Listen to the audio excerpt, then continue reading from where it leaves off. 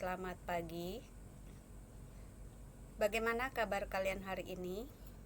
Ibu berharap semuanya sehat semua, sehingga bisa mengikuti pembelajaran pada hari ini.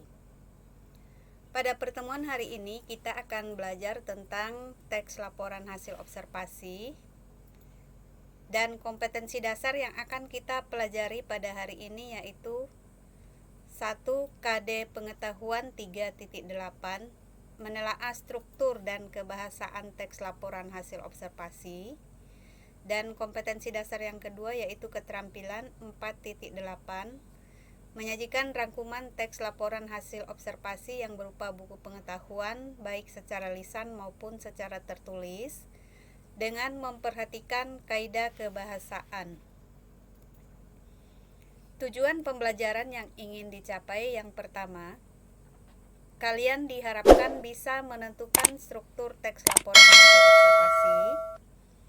Yang kedua, kalian diharapkan bisa menemukan aspek kebahasaan yang terdapat dalam teks laporan hasil observasi. Yang ketiga, kalian bisa menelaah kesalahan penggunaan bahasa dan tanda baca atau ejaan. Dan yang keempat adalah kalian diharapkan bisa menyusun teks laporan hasil observasi. Pokok bahasan yang kita pelajari pada pertemuan hari ini yang pertama, struktur teks laporan hasil observasi, aspek kebahasaan teks laporan hasil observasi, merangkum teks laporan hasil observasi, dan menyusun teks laporan hasil observasi. Sekarang kita masuk ke pokok bahasan yang pertama, yaitu struktur teks laporan hasil observasi. Struktur teks laporan hasil observasi terbagi atas 4. Yang pertama, definisi umum.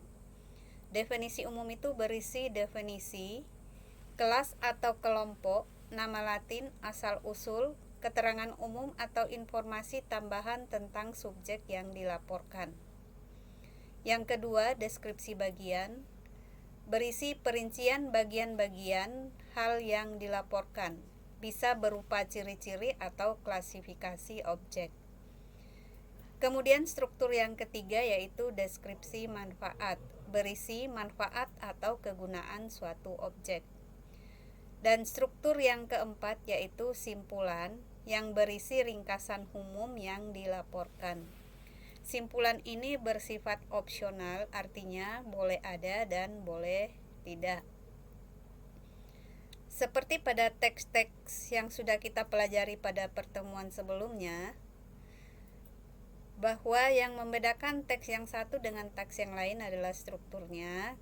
Karena itu kalian bisa menghafalkannya dengan cara menyanyikan struktur teks tersebut. 1. Definisi umum. 2. Deskripsi bagian. 3. Deskripsi manfaat. 1, 2, 3 struktur teks observasi. Nah, itu kalian hafalkan strukturnya, jadi bisa kalian hafalkan. Sekarang kita lihat contoh teks laporan hasil observasi. Di sini teks observasinya berjudul pantai. Di paragraf pertama itu ada definisi dari pantai, jadi pengertian dari pantai. Kemudian yang paragraf selanjutnya itu adalah jenis pantai dari berbagai dasar klasifikasi. Kemudian yang berikutnya adalah manfaat pantai. Pantai merupakan tempat wisata. Dan yang terakhir itu adalah simpulan. Nah, seperti yang tadi Ibu sampaikan bahwa simpulan itu boleh ada, boleh tidak. Jadi ada teks observasi yang tidak ada simpulannya dan ada juga yang ada. Sekarang kita masuk ke kaidah kebahasaan teks laporan observasi. Yang pertama menggunakan istilah. Kedua menggunakan kata baku. Ketiga menggunakan kalimat definisi. Keempat menggunakan kalimat klasifikasi. Kelima, menggunakan kalimat efektif. 6, menggunakan huruf kapital. 7, menggunakan tanda koma dan tanda titik. Dan yang kedelapan adalah menggunakan imbuhan asing. Kita masuk ke kaidah kebahasaan yang pertama, yaitu menggunakan istilah. Istilah adalah kata atau gabungan kata yang dengan cermat mengungkapkan makna konsep, proses, keadaan, atau sifat yang khas dalam bidang tertentu. Istilah ini bisa istilah kesehatan, istilah ekonomi, dan lain-lain sebagainya. Nah, untuk makna kata dari istilah itu ada di kamus istilah. Contoh istilah misalnya inframerah, abiotik, apotek, dan sebagainya. Kaidah kebahasaan yang kedua adalah menggunakan kata baku. Kata baku adalah kata-kata yang sesuai dengan kaidah bahasa Indonesia yang ditentukan atau sesuai dengan pedoman umum ejaan bahasa Indonesia. Contoh kata baku misalnya antre. Antri itu tidak baku. Apotek itu yang baku, tidak bakunya apotek. Kemudian kaidah kebahasaan yang ketiga yaitu menggunakan kalimat definisi. Kalimat definisi yaitu kalimat yang mengungkapkan makna, keterangan atau ciri utama dari orang, benda, proses, atau aktivitas. Kalimat definisi ditandai dengan menggunakan kata-kata yaitu ialah, merupakan, adalah. Contohnya manggis adalah. Nah, itu adalah kalimat definisi. Kemudian yang keempat adalah menggunakan kalimat klasifikasi. Kalimat klasifikasi adalah kalimat yang berisi pengelompokan berdasarkan ciri-ciri atau sifat tertentu. Jadi misalnya manggis memiliki ciri batang dan daun, itu masuk kalimat klasifikasi. Ciri kebahasaan yang kelima yaitu menggunakan kalimat efektif. Kalimat efektif adalah kalimat yang sesuai dengan kaidah atau struktur bahasa Indonesia dan menggunakan pilihan kata baku. Sebuah kalimat dikatakan efektif atau apabila kalimat tersebut memiliki keparalelan. Keparalelan artinya menggunakan kesamaan bentuk dalam kalimat. Artinya, jika di bentuk pertama kita menggunakan nomina, maka bentuk kedua dan seterusnya kita harus menggunakan bentuk nomina. Contoh, hutan bakau dikelompokkan berdasarkan pembentukan, pasang surutnya air, dan cara memanfaatkan. Nah, yang tidak paralel di situ adalah memanfaatkan dengan, karena di sebelumnya itu adalah memakai awalan atau menggunakan nomina. Jadi yang paralel, hutan bakau dikelompokkan berdasarkan pembentukan, pasang surutnya air, dan cara pemanfaatannya. Kemudian yang kedua adalah kehematan. Kalimat dikatakan hemat itu apabila menggunakan kata, frasa, atau bentuk lain yang dianggap tidak perlu. Kehematan di sini tidak berarti bahwa kita harus menghilangkan kata-kata yang dapat menambah kejelasan kalimat. Kriteria penghematan kalimat bisa dilakukan dengan cara menghilangkan pengulangan subjek. Contohnya, karena ia tidak diundang, ia tidak datang ke tempat tersebut.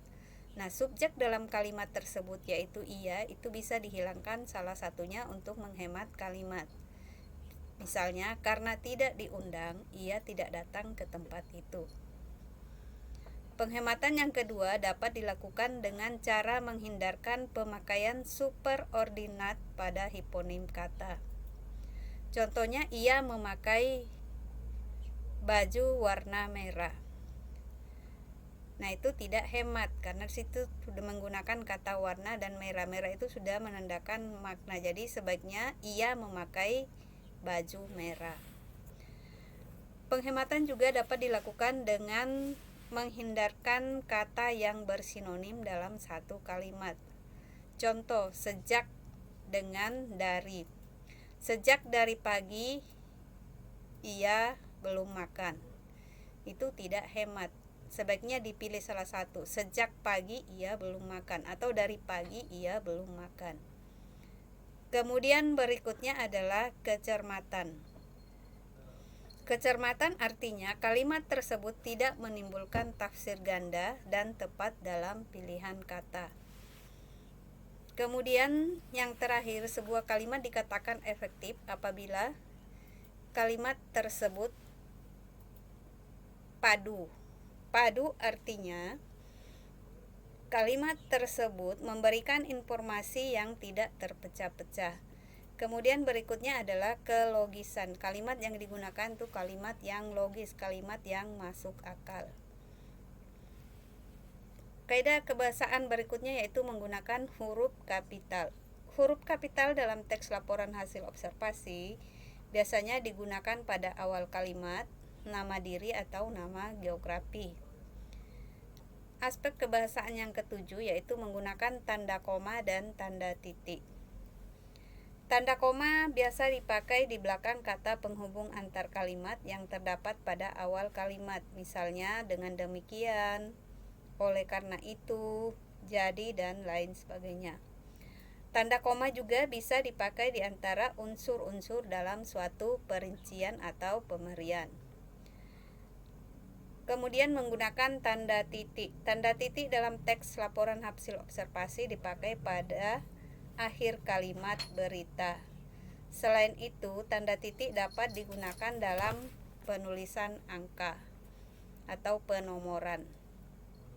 Kaidah kebahasaan yang terakhir yaitu menggunakan imbuhan asing. Contoh imbuhan asing itu misalnya ekstra, hiper, in, dan lain sebagainya.